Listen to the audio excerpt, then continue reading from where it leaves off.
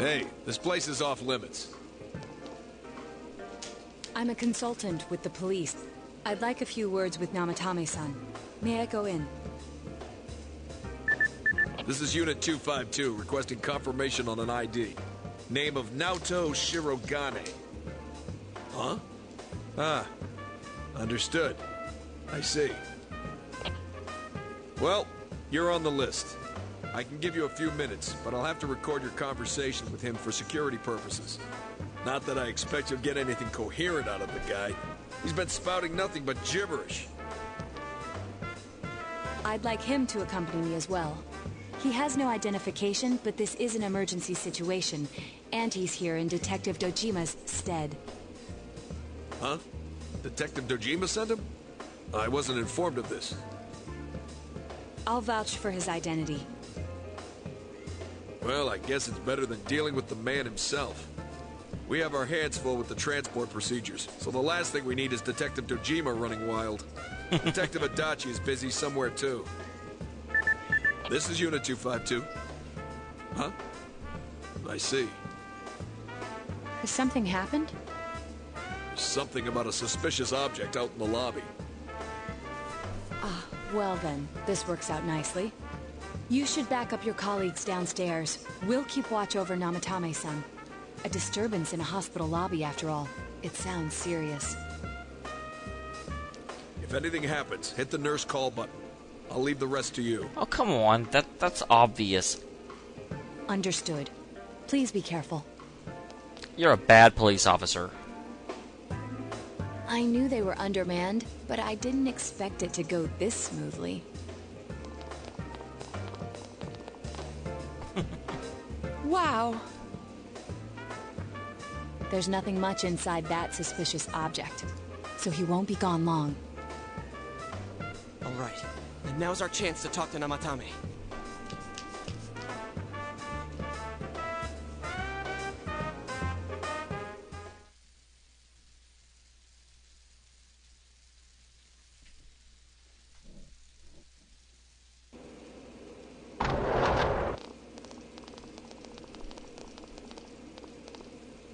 Where's that picture of?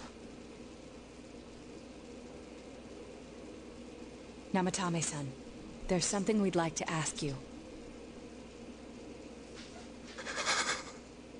Come on. It's tempting to think that you were the culprit behind this entire case.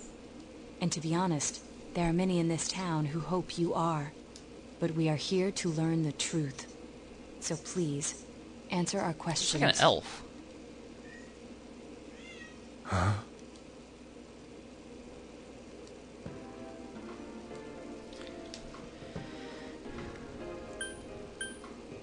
Who was the first person you threw in? Huh? Me?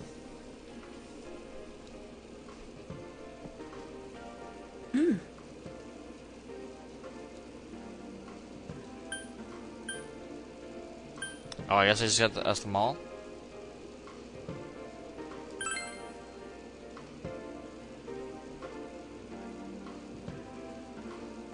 No. If nobody saves them, they'll be killed. That's why I put them in there. Yeah, what's the point of me choosing if I choose them all eventually? They were killed. I couldn't save them. Then tell me if my estimation is correct so far.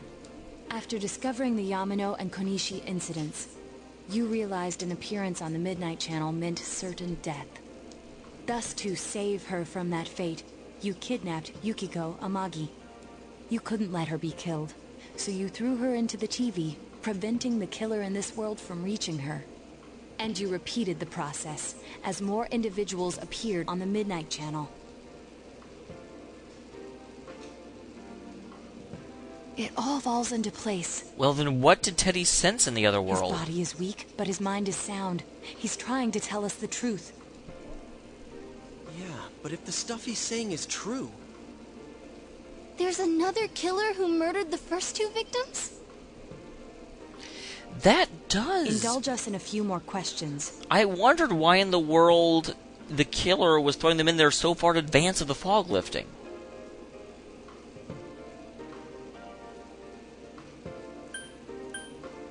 Yeah, how did you get into the TV? I didn't know. I never thought it would be that kind of place.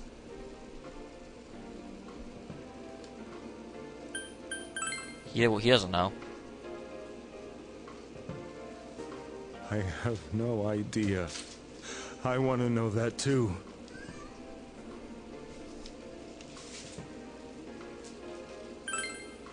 He won't know the warning letters either.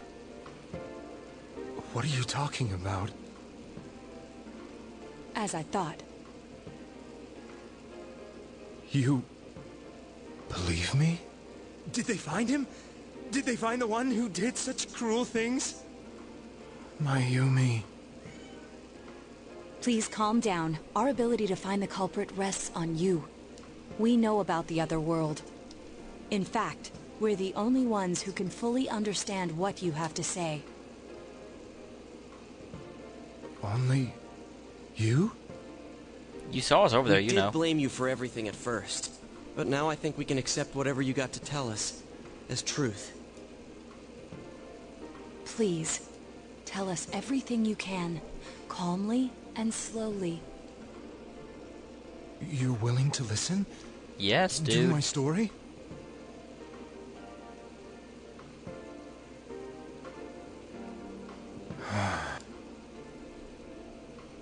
All right.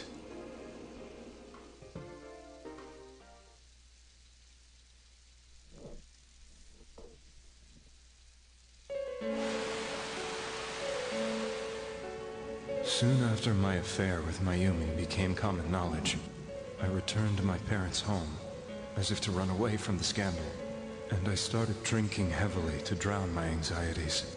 I hadn't been able to reach Mayumi at all, and that didn't help either. Mayumi, where are you? She'd been disgraced on all the afternoon shows, and forced to resign from the program she was on. I caused her so much trouble. I wanted to at least apologize to her, but I couldn't even do that. I lost the will and energy to do anything. Then, one day, the rumor I heard some time ago came back to me. Since I had nothing better to do, I sat down blankly in front of the TV and watched my own reflection. And all of a sudden, there was Mayumi. Mayumi? Is that you? The Mayumi inside the TV looked as if she was calling to me for help. Mayumi? Mayumi! When I reached out unthinkingly to touch her, my arm disappeared into the TV, as if I had dipped it into a pool of water. I was so shocked that I lost my balance and nearly fell face first into the TV.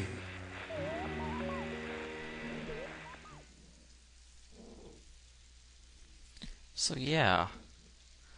Still doesn't explain what Teddy sensed on the other side right before it happened. So clearly there's so yet someone scared. else that can get in there. I couldn't understand what just happened. I thought maybe I'd gone insane. In the end, I decided to think of it as just a dream, and I went back to the city the next day after finishing work. The next afternoon when I got to work, I was fired on the spot, as I expected. That wasn't what broke me, though. It was Mayumi being found dead. And not just that, but it had happened in my hometown.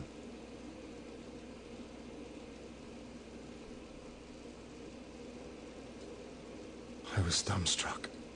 But later on, I remember the image of Mayumi I'd seen that night. Was it not a dream? Could it really have been an SOS from Mayumi? I hadn't touched another TV because the first time was so terrifying, but I decided to try it again, and I confirmed that none of it was a dream. So that image, was it something Mayumi showed me, calling for help? That's how I felt. And eventually, you learned of the Midnight Channel. I remember that when Mayumi was alive, she was chasing a rumor about some bizarre TV program. I'd heard about it before, but I thought it was just an urban legend. But then Mayumi appeared on it, and later turned up dead. The more I thought about it, the harder it became to believe that the two events were unrelated. Soon after that, I came back to Inaba to answer the police's questions. I'd lost my job, and I wanted to know the truth of Mayumi's death from myself. Then, on another rainy night, someone else appeared on the Midnight Channel. It was a girl.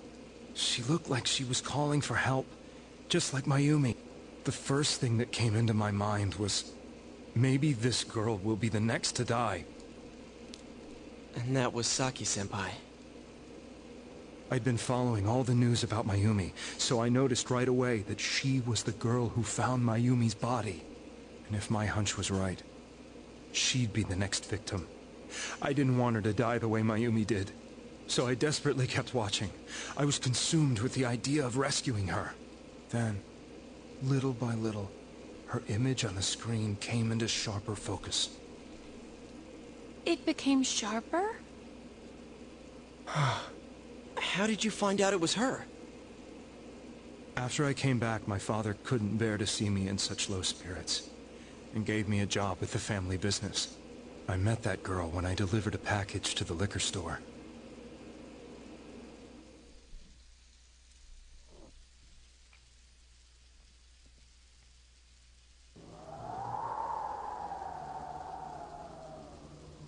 After agonizing over it, I decided to meet her, and told her to be careful.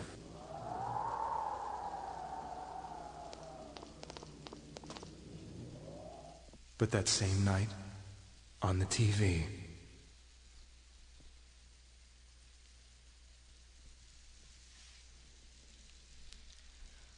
Well, this is quite the little exposition episode. she looked as if she was being engulfed by some black shape. She was writhing in pain. That's why I warned her. Why won't she pick up the phone? Come on! Please!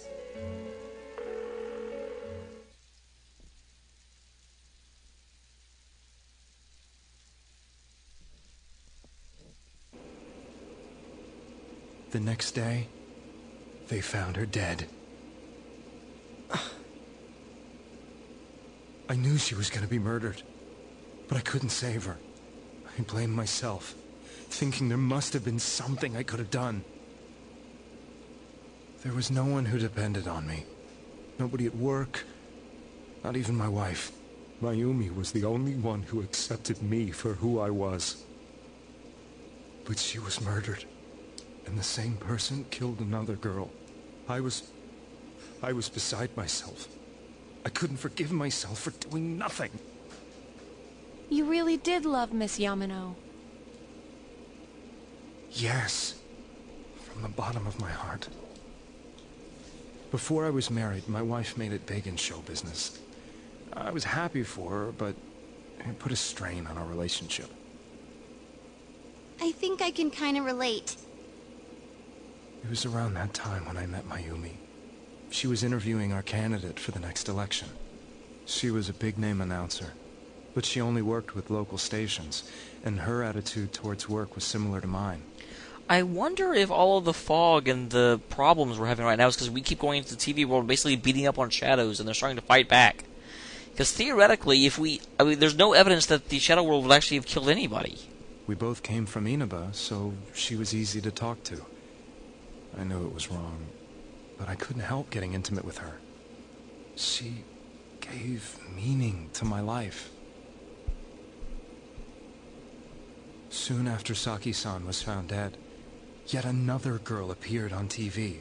That was you.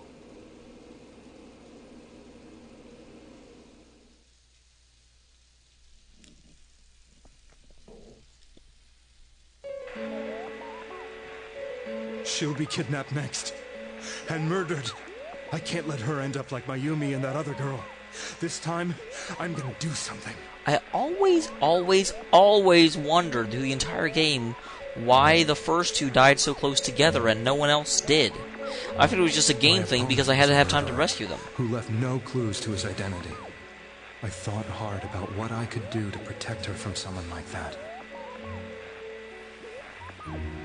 I'll never convince her. If she gets suspicious and they arrest me, we'll save her then. The girl inside the TV looked as if she was smiling at me. And that's when it hit me. I apparently had the power to go through the TV screen to the other side. Then, what if I put her into the TV and give her shelter there before the killer gets her? What are you trying to tell me? That it's safe over there? Is that it? The girl inside the TV seemed to smile at me again. And I thought, no matter what kind of place it might be, it's better than being slaughtered. Once things calm down, I could just let her out again. If she's inside the TV, there's no way they can find her. It felt as if everything was starting to come together in my mind. Could it be that Mayumi gave me that power to prevent any more victims from meeting her fate? Was it my mission to save people? But there was a big problem. If I explained the situation to the victim, they wouldn't understand. I had already tried that and failed miserably. It seemed the only thing I could do was to take them away.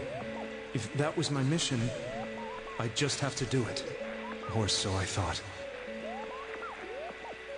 Mayumi, please lend me your strength.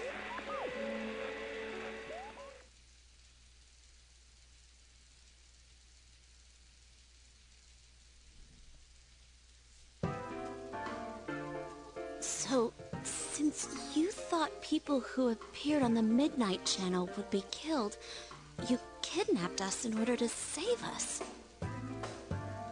Mission? Give me a break. You never stopped and wondered about any of this? Actually, it's not that illogical. I thought I was the only one who could help them. I did call the police, but they didn't believe me. I knew the area well, thanks to my job.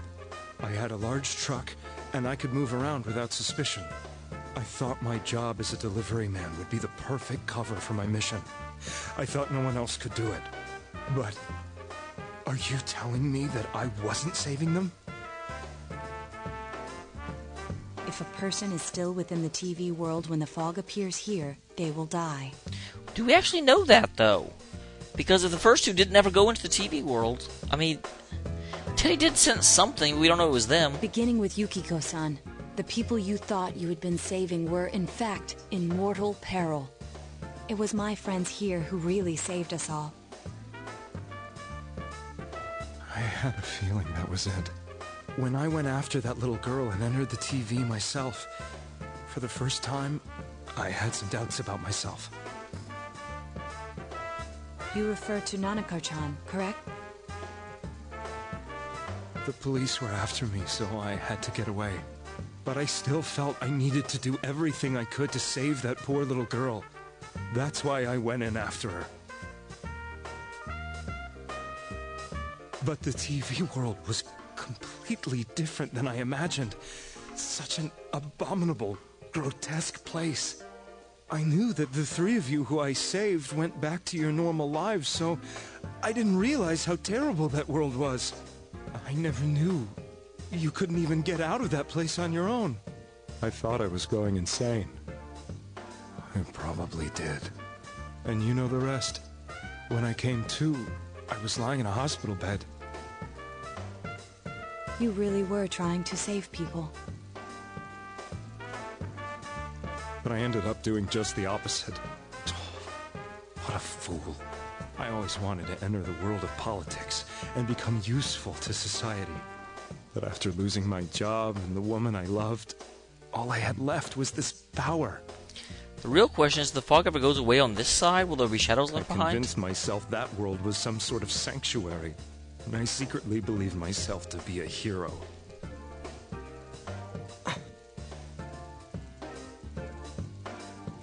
I never doubted what I saw on TV, and believed everything was as I wanted it to be. I didn't think for myself at all. That's why I couldn't protect them. I'm to blame for all of this. Now, what he did was actually logical. So... I suppose so. But the things I've done are too serious to be brushed aside like that.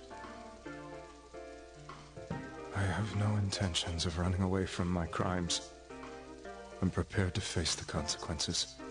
Kidnapping is already a serious crime. And on top of that, I put all those lives in danger. I'm sorry. The Midnight Channel and the other world? You can hardly be blamed for failing to understand them properly. We must apologize to you as well. Had we let our emotions blind us to the truth, we would have piled all the responsibility on you. I guess from your point of view, people did stop dying once you started saving people.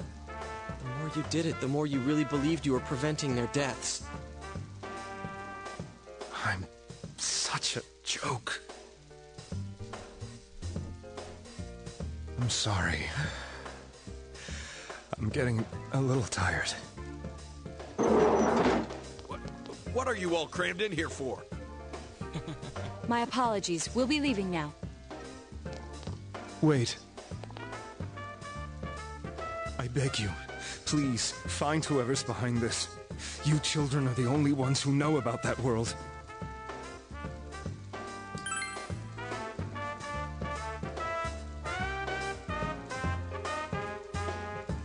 It's all clear now. He never committed any murders. It was another party who threw the first two victims into the TV. That officer's gonna be so confused. He looks like we're all crazy.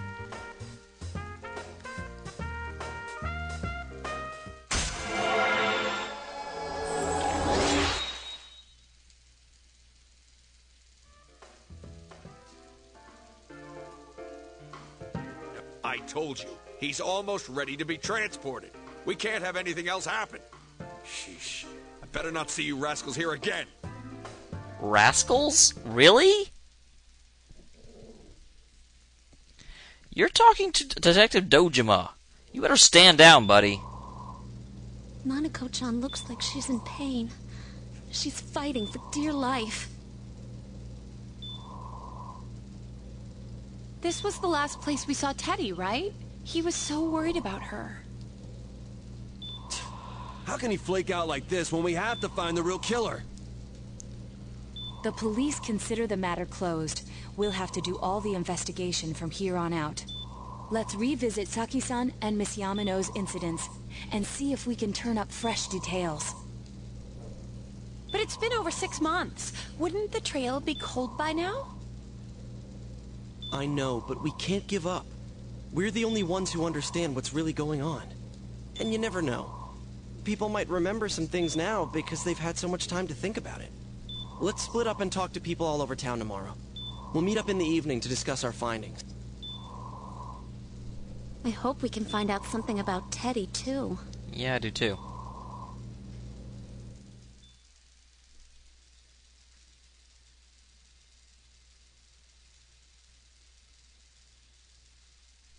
Okay, it's gonna let me sleep. Or save, I should say. It is. So I'll go ahead and save, and end the episodes for today.